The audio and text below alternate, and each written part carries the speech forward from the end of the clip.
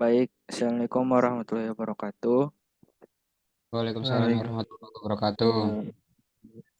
Kami akan mempresentasikan hasil uji statistika bisnis dari kami.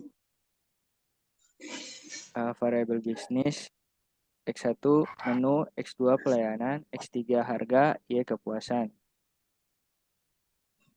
Bisa dilihat di tabel-tabel berikut, yaitu hasil dari uji confidence interval 99%. Dan berikut adalah tabel dari correlation.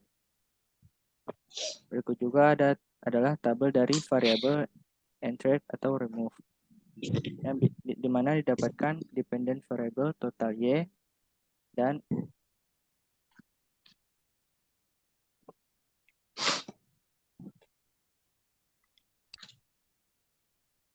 uji ANOVA faktor usia dependent sering minum kopi. Output ANOVA atau analisis varian yaitu uji koefisien regresi secara bersama-sama untuk menguji signifikansi pengaruh beberapa variabel independen terhadap variabel dependen. Berikut rumus untuk mengetahui layak atau tidaknya suatu variabel dengan menggunakan ANOVA. Ini adalah rumus model regresi tidak layak digunakan, dan di bawah adalah model regresi yang layak digunakan. Maka hasil SPSS yang telah kami analisis adalah sebagai berikut. A. Dependent variable, survei beberapa kali minum kopi dalam sehari. B. Konstan, survei jenis kopi yang disukai konsumen.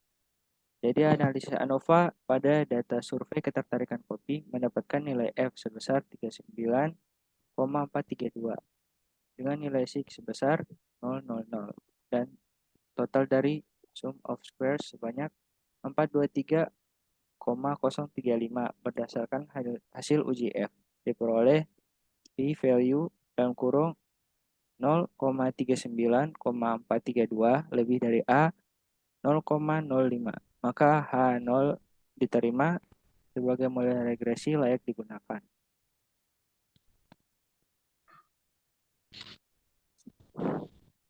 Selanjutnya oleh Wahyu.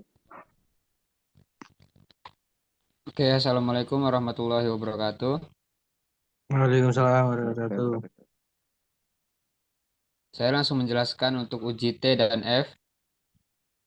Hipotesis H1 terdapat pengaruh X1 terhadap Y, H2 terdapat pengaruh X2 terhadap Y, H3 terdapat pengaruh X3 terhadap Y. Lalu untuk model summary dan koefisien bisa dilihat pada tabel berikut.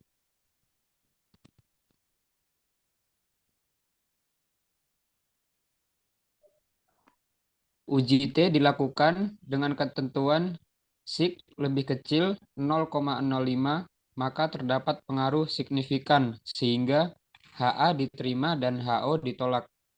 Hasil SPSS yang telah kami analisis adalah sebagai berikut. A. Dependent variable, survei ketertarikan kopi. Jadi, survei koefisien dari survei rasa kopi yang disukai konsumen mendapatkan nilai T sebesar 4,864 dengan lower bound sebesar 273 dan upper bound sebesar 915. Maka upper bound lebih besar dari lower bound dengan SIG sebesar 000.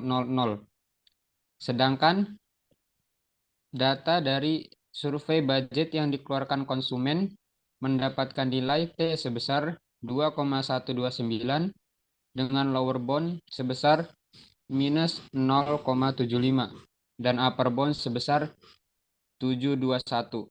Upper bound lebih besar dari lower bound dengan SIG sebesar 036. Dari tabel 2 maka dapat disimpulkan yang pertama, hasil uji T pada konstanta diperoleh p-value dalam kurung 0,000 lebih kecil dari A dalam kurung 0,05, maka HO ditolak sehingga dapat disimpulkan konstanta signifikan pada model.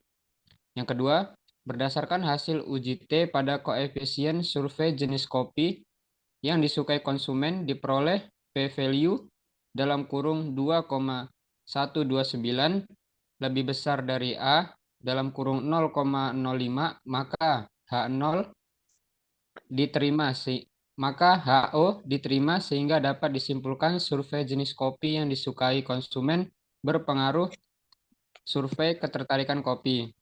Yang terakhir, berdasarkan hasil uji T pada koefisien survei budget yang dikeluarkan konsumen, diperoleh P-value dalam kurung 02,129 lebih kecil dari A dalam kurung 0,05, maka HO diterima sehingga dapat disimpulkan survei budget yang dikeluarkan konsumen berpengaruh terhadap survei ketertarikan kopi.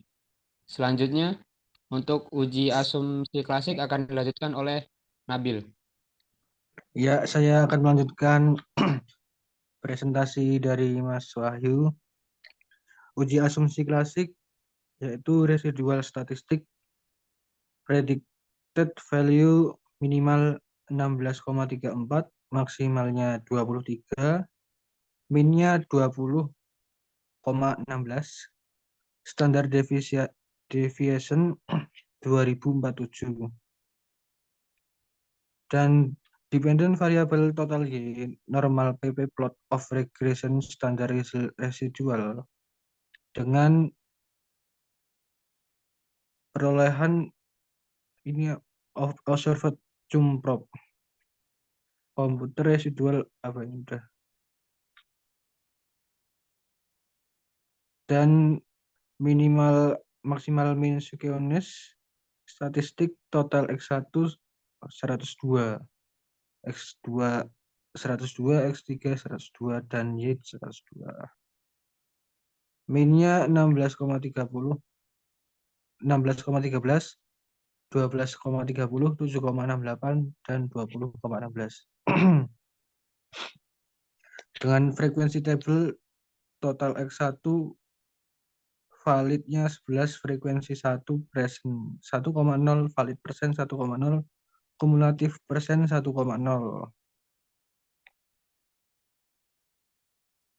Dan total X2 yaitu keseluruhannya jika dijumlahkan yaitu frekuensi 102, persen 100, valid persen 100. Dan total X3 jika dijumlahkan totalnya yaitu 102, 100, dan valid persennya 100. Dan total Y jika dijumlahkan frekuensinya yaitu 102, terus 100, sama ini apa? Frekuensi 100.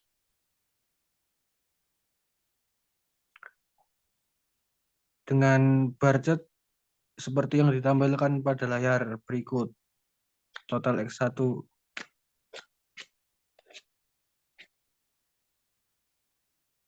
Nah, ini total X2-nya sebagai berikut. Lanjut Mas Aris. Total X3-nya sebagai berikut bar chart-nya. Dan total Y-nya bar chart-nya sebagai berikut. Sekian dari kelompok kami. Kurang lebih mohon maaf. Wassalamualaikum warahmatullahi wabarakatuh. Waalaikumsalam warahmatullahi wabarakatuh.